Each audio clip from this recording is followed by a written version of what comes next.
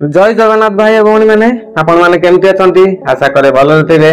मु तपन कुमार आपण मानक स्वागत करुछि पुणी गोटे नुआ वीडियो रे एवं पुणी गोटे रहस्यमय जगार जोठी प्रति सेकंड रे किछि ना किछि आश्चर्य कला बोली घटना घटिताए। तो सेइथिपई लोके माने एई जगह को रहस्यर राजधानी बोली कहती। तो भाई भौणी मैंने वीडियोटी बहुत ही मजादार है, बहुत ही इंटरेस्टिंग है, जमा भी स्किप करेंगे, फास्ट टू लास्ट पर्यंत देखिए। तो चलो देरी न करी वीडियो स्टार्ट करिया। So stay tune, enjoy the blog.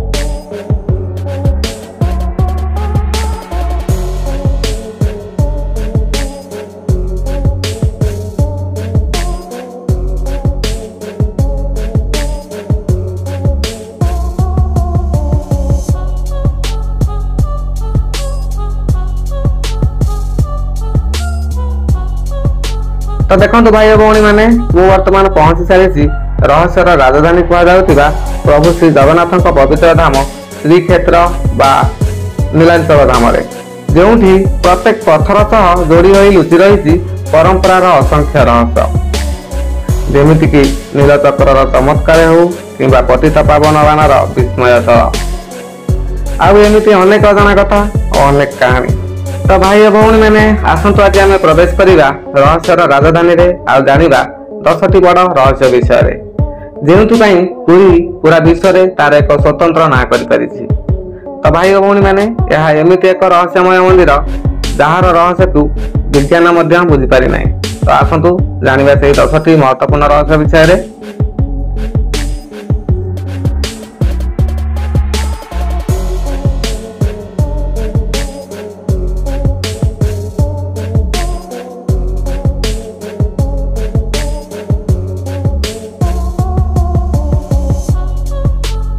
Puri ओडिशार बंगोपसागर उपकूल में गढ़ी उठिथिबा गोटे छोट सहर जार मोट क्षेत्रफल प्राय 3479 वर्ग किलोमीटर, लंबारे प्राय 80 किलोमीटर, दैर्घ्य 64 किलोमीटर। यही जिला पूर्व में बंगोपसागर, पश्चिम में नयागढ़, उत्तर में खोर्धा और दक्षिण में गंजाम सह सीमांत जोटी दिन आरंभ हुए शंखध्वनि और महाप्रभु नाम।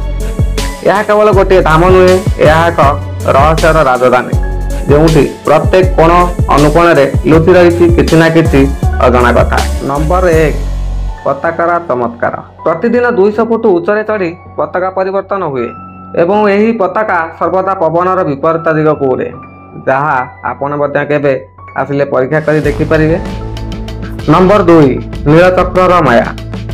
तो देखंतु प्रश्न आपणक मनरे आ उत्तर भी आपणक सामने। तो भाई भौणी मैंने आपण मैंने देखिपे मंदिर शीर्ष में सुदर्शन चक्र बा नीलचक्र को आपण पुरी जेकोसी जगार भी छिड़ा देखिए नीलचक्र आपण को देखला परि लागिवो, अर्थात आपण को सामना करला परि लागिवो। से शिल्पीर कला हेउ किंबा प्रभुंकर लीला से जहाँ भी हेउ यह केमिति संभव ताहा बुझिबा बड़ बड़ साइंटिस्ट मानक पई मध्य असंभव हो जाई। नंबर 3 समुद्र शब्द। सिंहद्वार पार कले समुद्र गर्जनर शब्द हठात शुणा बंद हो जाए, यह केमिति संभव ताहा भी ताहाकू जना। नंबर 4 आकाशाला बा रोषशालार आश्चर्य। तो भाई भौणी मैंने एठी भी किछि रहस्यमय भाव में प्रभु जगन्नाथ महाप्रसाद प्रस्तुत करा जाए। तो भाई भौणी मैंने आपण मैंने देखिपे महाप्रभु का महाप्रसाद किपरि प्रस्तुत होउछि। तो देखिपे गोटे पर गोटे माटी पात्र को ऊपर ऊपर रखी तल पटु अग्नि संजोग करा जाउछि। तो आपण माने भाबुथिबे सतरे कौन एमिति खाद्य प्रस्तुति करा जाई परिबो? तो उत्तर रे हाँ आज्ञा एमिति करा जाई परिबो, केवल यह पूरी जगन्नाथ धाम रे संभव। तो भाई भौणी माने आपण माने जानिले आश्चर्य हेबे कि सभा ऊपर थिबा पात्रर खाद्य प्रथम प्रस्तुत होई बाहर को बाहरिबो आउ एमिति तलकू तल सबू।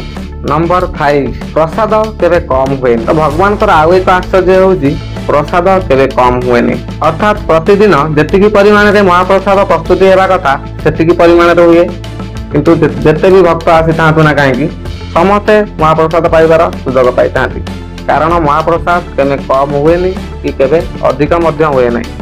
नंबर 6 छायार रहस्य। मंदिर मुख्य शिखर रे थिबा छाया केबे भी आज पर्यंत पृथ्वी पृष्ठ रे पड़ी नहीं।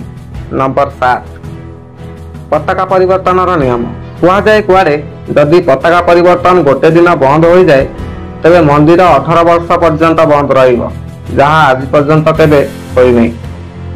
नंबर 8 पक्षी और विमान निषेध। तो भाई भौणी मैंने श्रीमंदिर उपरे कौन पक्षी बसती नहीं किंबा श्रीमंदिर उपर दई कौन विमान उड़ा जाए नहीं।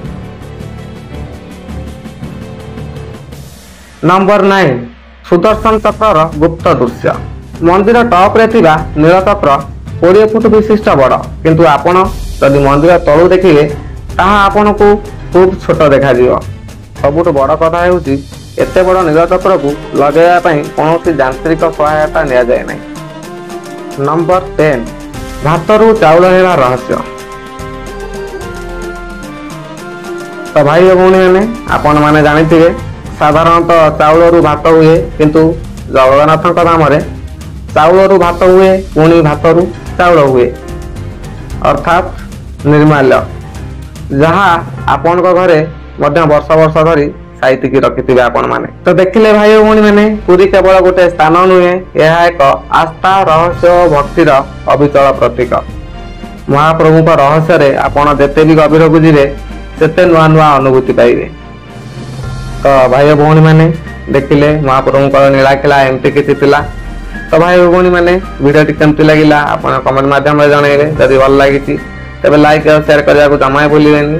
तो आज वीडियो रे टिकी पुणी देखा हबो पुणी गोटे नुआ वीडियो रे पुणी आ एक नुआ जगह रे। तो से पर्यंत रहउछि जय जगन्नाथ।